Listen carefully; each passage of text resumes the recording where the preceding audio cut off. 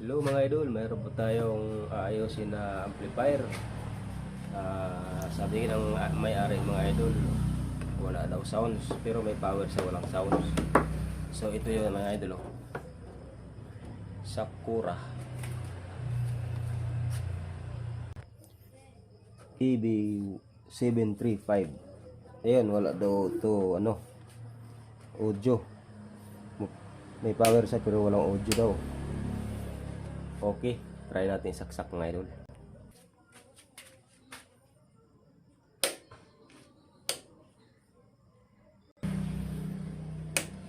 Ayan, nag-power nga siya mga idol, oh. Pero wala daw sa sounds. Pero i-check muna natin yung out nito dito sa may speaker. Baka malakas yung voltahe, masusunog yung speaker natin. I-check muna natin yung voltahe. Gamitan muna natin ng ayan, tester muna natin mga idol para safety yung natin, speaker, hindi masunog. Okay, mag-check tayo ng voltahe dito sa yan, speaker. Kasi pag diretso mo ikabit yung speaker, pag malakas ang voltahe niyan, maaaring masunog yung speaker mga idol. Sayang naman, mahal pa naman ang speaker ngayon. Okay, check natin.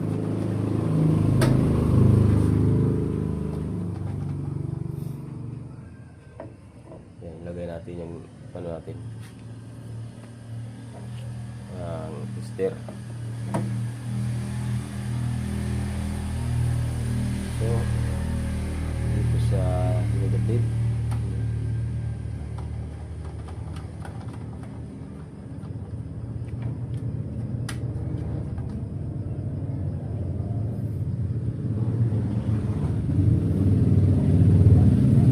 so hindi naman malakas yung voltahe niya. Wala. Okay, hindi ito masunog yung speaker. Talagang wala lang siyang sounds pero hindi malakas yung voltahe niya dito sa may out speaker.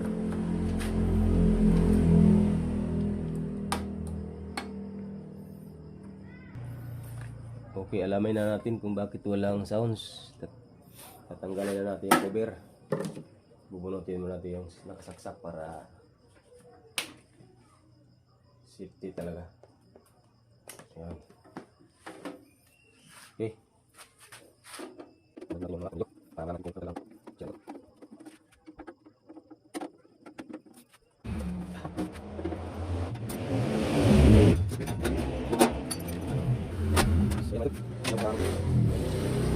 Sakit. So ito yung bali, ito yung laman niya mga idol. Yan. Okay, balik natin ng kabit saksakan.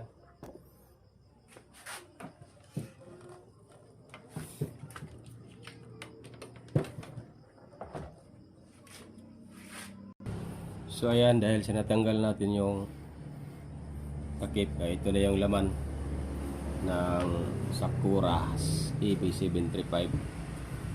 Okay, balik natin isaksak yung saksakan para matry ulit natin.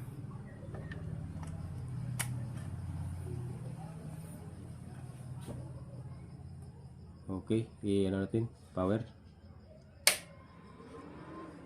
Yun. Umiikot yung fan niya tapos biglang namamatay. So anong ibig sabihin yan? Parang hindi tumutuloy yung voltahe niya. I-off ulit natin. On. Yan o. Namamatay. So dito pa lang parang hindi tuloy-tuloy yung voltahe niya, kaya siguro lang sounds to. Nawala na talaga yung niya, ikot to. Yan, umikot na naman, namamatay. So yan ang alaman natin. So tanggalin natin yung board niya para ma-check natin yung voltahe, bakit siya namamatay. Makita natin yung loose connection niya.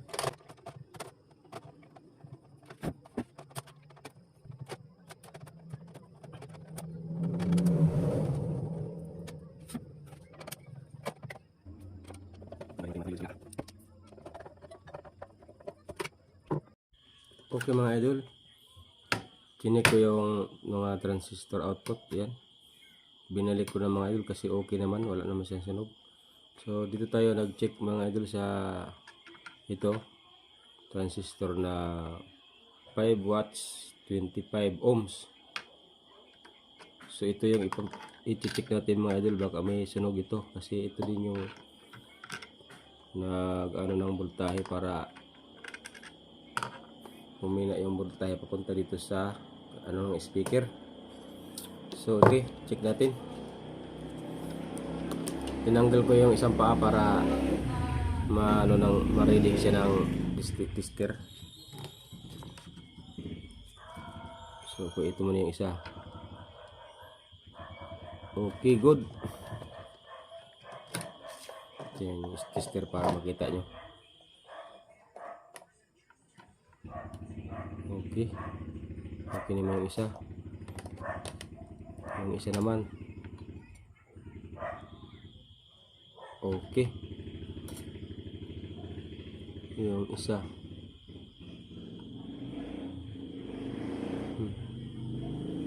Ayaw.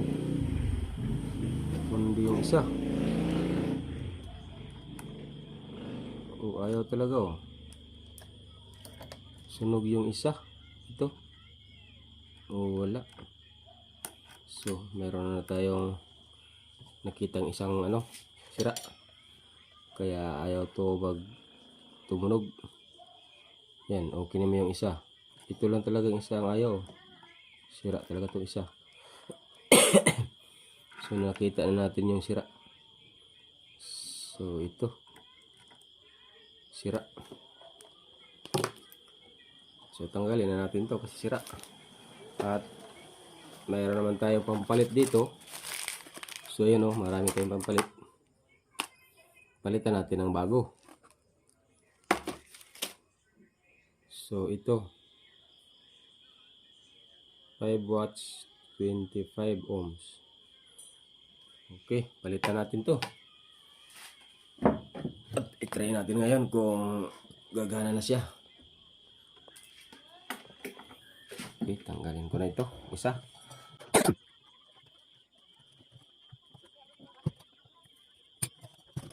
Okay, tinanggal ko na yung sunog mga idol. Check ulit natin kung talagang ito ang sunog.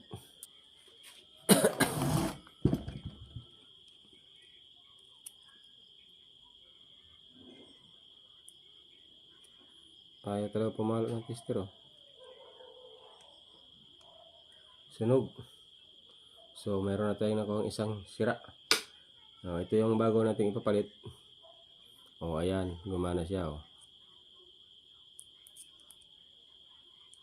So ito yung ipalit natin. Okay, kabit natin. At mamaya subukan na natin itong patugtugin. Hindi mo bukan lang. Ito. Yan, pasok sa bukas. Sa bukas yan. At tingnan natin.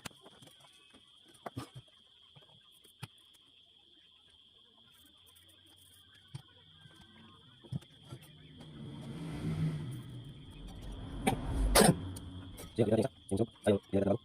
Yung para okay natin. Para okay natin. Okay mga idol, nakabit ko na yung pisa na pinalitan ko na yung pisa na may sira. Yan. So ibabalik na natin mga idol para subukan natin kung gagana na. Kita isa. Lagi. Sekarang apa? So kita balik ng boy. So ito. Yan. Tapos dito. So din yung kita. Yan.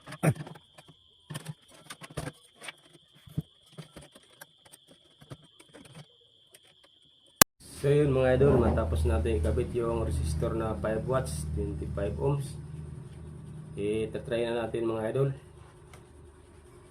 Ito yung speaker na gagamitin natin pang try lang mga idol. Okay, kakabit natin yung wire sa speaker.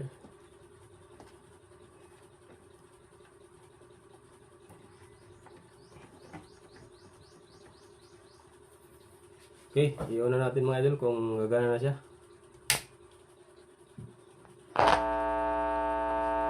Yun mga idol, Meron na siyang audio mga idol.